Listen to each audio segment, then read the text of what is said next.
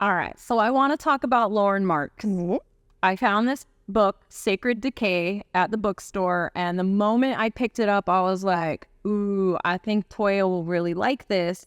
It's kind of macabre. Okay. Which you've mentioned that your own work kind of deals with those last moments in life and like the peacefulness.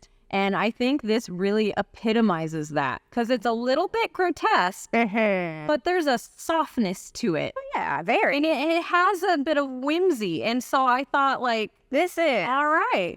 So as I was looking into Lauren, I realized she has quite a good following. But I didn't want to preclude her. I felt like the whole book thing was pretty serendipitous, so I wanted to make sure we talked about her today. Ooh, this one is pretty. I like this. Is this why you didn't want to show me? Yes. Okay. I'm also fine looking at these images, so I'm just kind of taking it in. I do see it is. I like it because it's very pretty on the outside, but there's kind of like more somber. It's really about the piece? circle of life. Yeah. Life should be celebrated and it's beautiful and great, but death is part of that. Yes. It's really kind of... And I'm all about that on life. that. Yes. I am very It much about puts that. things into balance. And I just included this one because it's three-headed, just like that. I'm like, what is happening? It's three heads. It do got a pop of a color. Yeah.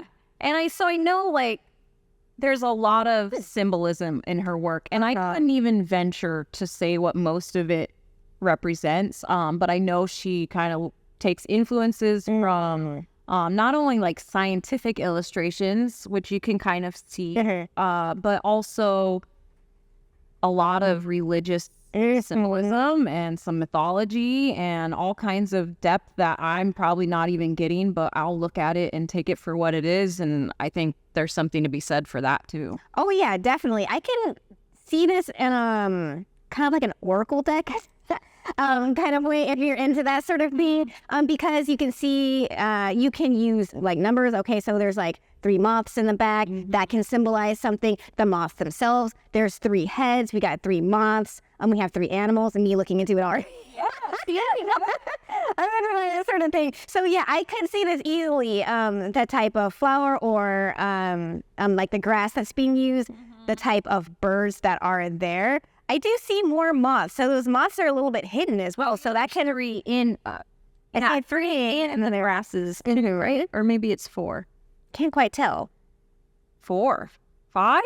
1, 2, 3. There's 2 on the right and then 3 on the left, I think. 4. Yeah, 5. I think so. So that can be symbolic of something that they're keeping inside, something that they're keeping on the outside. So yeah, I can definitely see this and their work as very symbolic in a way. Yeah. Ooh. So I really love this piece, and it kind of gives me like Southwestern art vibes. Probably mostly because of the subject matter. Yeah. But it's life and death in one snapshot. It's so beautiful. All the like mushrooms growing. Yeah. You can literally see the life and death within this image. Yes. The bees, the butterfly, the transformation, the new growth on top of the death and dying and the decay. So subtle. Yeah. And like clean. Yes. Her art style is very clean. I've noticed. And this particular one really kind of takes me back to Brian Froud's work because it's so whimsical, even though it's a little darker. It's a little darker, yeah. And then I wanted to include this one because this is a work in progress. Oh. And it just shows how much detail is in there and how much time it must take. I can't even imagine. The line work is beautiful. Yes. And almost kind of, I can see this as a tattoo somehow.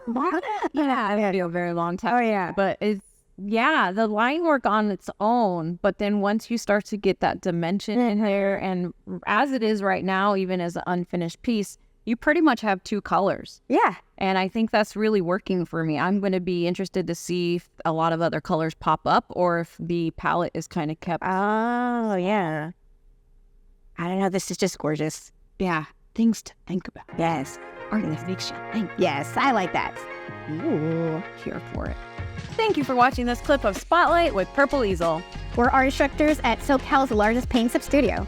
check out purpleeselplus.com to join the largest online paint and sip community. And you want to make sure to like, subscribe, follow, ring that bell, add to the conversation, comment below, and check out our full episodes at Purple Easel Spotlight. We'll see you soon.